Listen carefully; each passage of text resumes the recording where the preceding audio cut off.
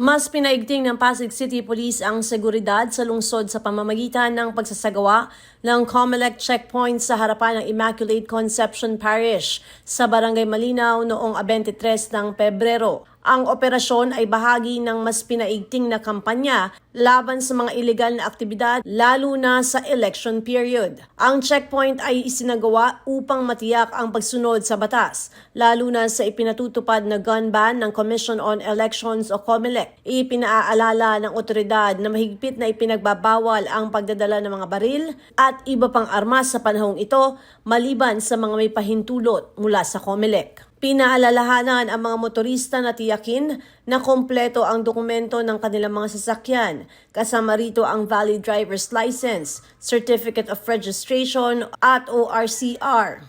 Hinihikayat din ang mga motorista na sumunod sa batas trapiko upang maiwasan ang anumang abala sa daloy ng trapiko, maging mapagmatyag at agad na i-report ang anumang kahina-hinalang aktibidad sa kanilang lugar. Maaaring tumawag sa Pasig City Police Hotline o magtungo sa pinakamalapit na presinto upang ipaalam ang anumang impormasyon na maaaring makatulong sa pagpapanatili ng kaayusan.